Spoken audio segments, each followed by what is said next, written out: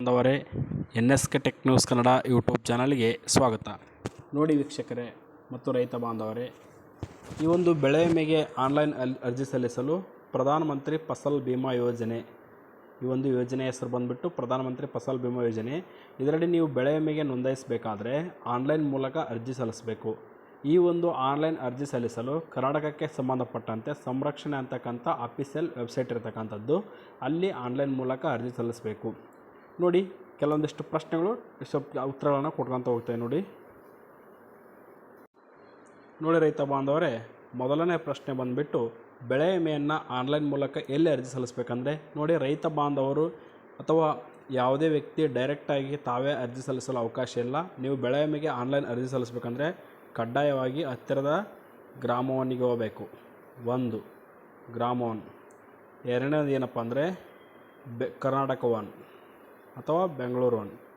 ಈ ಕರ್ನಾಟಕ ಒನ್ ಅಥವಾ ಬೆಂಗಳೂರು ಒನ್ನಿಗೆ ಹೋಗಿ ನೀವು ಬೆಳೆ ವಿಮೆಗೆ ಅರ್ಜಿಯನ್ನು ಸಲ್ಲಿಸಬೇಕು. ನಂಬರ್ 3 ಏನಪ್ಪ ಅಂದರೆ CSC ಕಾಮನ್ ಸರ್ವಿಸ್ ಸೆಂಟರ್ ಅಂತ ಕರಿತೀವಿ ನಾವು. CSC ಸೆಂಟರ್ಗಳು ಭಾಳಷ್ಟು ಇವೆ. ಆ CSC ಸೆಂಟರ್ಗಳ ಮೂಲಕ ನೀವು ಅಂದರೆ ಕಾಮನ್ ಸರ್ವಿಸ್ ಸೆಂಟರ್, ಸಾಮಾನ್ಯ ಸೇವಾ ಕೇಂದ್ರಗಳಲ್ಲಿ ನೀವು ಆನ್ಲೈನ್ ಮೂಲಕ ಅರ್ಜಿಯನ್ನು ಸಲ್ಲಿಸ್ಬೋದು. ನಂಬರ್ 4 ನಿಮ್ಮ ಬ್ಯಾಂಕ್ನಲ್ಲಿ ಕೂಡ ಲಾಗಿನ್ ಕೊಟ್ಟಿರ್ತಾರೆ, ಅಲ್ಲಿ ಕೂಡ ನೀವು ಆನ್ಲೈನ್ ಮೂಲಕ ಅರ್ಜಿ ಸಲ್ಲಿಸ್ಬೋದು.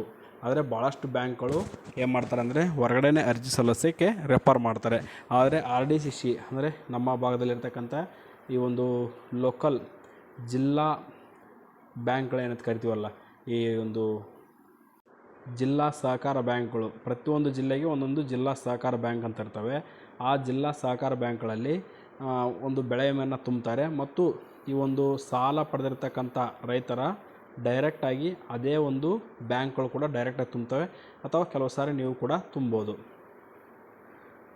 ಈ 4 ಕಡೆ ಎಲ್ಲೆಲ್ಲಿ ಒಂದು ಗ್ರಾಮ one, Bengaluru one, Karnataka one ಅಥವಾ ಬ್ಯಾಂಕ್ಗಳಲ್ಲಿ ನೀವು ಅಥವಾ CSC ಸೆಂಟರ್ಗಳಲ್ಲಿ ನೀವು ಬೆಳೆ ವಿಮೆಯನ್ನು ಆನ್ಲೈನ್ ಮೂಲಕ ಅರ್ಜಿ ಸಲ್ಲಿಸ್ಬೋದು.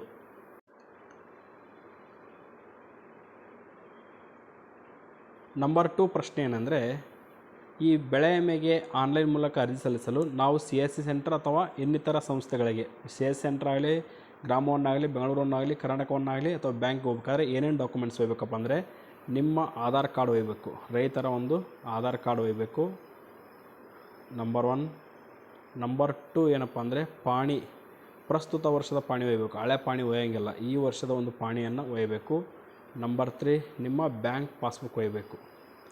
ನಿಮ್ಮ ಒಂದು ಬ್ಯಾಂಕ್ ಪಾಸ್ಬುಕ್ ಕಡ್ಡಾಯವಾಗಿ ಒಯ್ಯಬೇಕು. ಈ 3 ದಾಖಲೆ ಜೊತೆಗೆ ಅಲ್ಲಿ ನೀವೆಲ್ಲಿ ಅರ್ಜಿ ಸಲ್ಲಿಸೋಕೆ ಹೋಗ್ತೀರೋ ಅಲ್ಲಿ ಒಂದು ಅರ್ಜಿ ಫಾರ್ಮನ್ನು ಕೊಡ್ತಾರೆ. ಆ ಅರ್ಜಿ ಫಾರ್ಮನ್ನು ತುಂಬಿ ಕೊಟ್ಟರೆ ನಿಮ್ಮ ಒಂದು ಬೆಳೆ ವಿಮೆಯನ್ನು ಅರ್ಜಿಯನ್ನು ಸಲ್ಲಿಸ್ಬೋದು. ನಂಬರ್ 3 ಈ ಒಂದು ಬೆಳೆ ವಿಮೆಗೆ ಅರ್ಜಿ ಸಲ್ಲಿಸಲು ನೋಡಿ ರೈತ ಬಾಂಧವರೇ, ಈ ಬೆಳೆ ವಿಮೆಗೆ ಲಾಸ್ಟ್ ಡೇಟ್ ತಿಳ್ಕೊಬೇಕಂದ್ರೆ ನೀವು ಈ ಒಂದು ಅಫಿಷಿಯಲ್ ವೆಬ್ಸೈಟ್ ಹೋಗಿ ಸಂರಕ್ಷಣೆ ಅಂತ ಸರ್ಚ್ ಮಾಡಿ, ಇಲ್ಲಿ ಸಂರಕ್ಷಣೆ ಕರ್ನಾಟಕ ಅಂತ ಬರುತ್ತೆ, ಇದನ್ನು ಕ್ಲಿಕ್ ಮಾಡಬೇಕು. ಕ್ಲಿಕ್ ಮಾಡಿದ ನಂತರ ಅಲ್ಲಿ ರೈತರು ಅಂದರೆ ರೈತರ ಫಾರ್ಮರ್ಸ್ ಕಾರ್ನರ್ ಅಂತ ಬರುತ್ತೆ. ಆ ರೈತರ ಕಾರ್ನರಲ್ಲಿ ಲಾಸ್ಟ್ ಡೇಟ್ ಬಗ್ಗೆ ಮಾಹಿತಿ ಇರುತ್ತೆ, ಕಟ್ ಆಫ್ ಡೇಟ್ ಅಂತ, ಅಲ್ಲಿ ಕ್ಲಿಕ್ ಮಾಡಬೇಕು. ನಾವು ಆಲ್ರೆಡಿ ಆ ಕುರಿತು ಹಿಂದಿನ ವಿಡಿಯೋದಲ್ಲಿ ತಿಳಿಸ್ಕೊಟ್ಟಿದ್ದೀವಿ. ಆ ವಿಡಿಯೋ ನೋಡಿ ಸಂಪೂರ್ಣ ಮಾಹಿತಿಯನ್ನು ತಿಳ್ಕೊಳ್ಳಿ ಅಂತ ಹೇಳ್ತಾ, ಇನ್ನೂ ಏನಾದರೂ ಡೌಟ್ಸ್ ಇದ್ದರೆ ಕಮೆಂಟ್ಸ್ ಮಾಡಿ ಅಂತ ಹೇಳ್ತಾ, thank you for watching this video.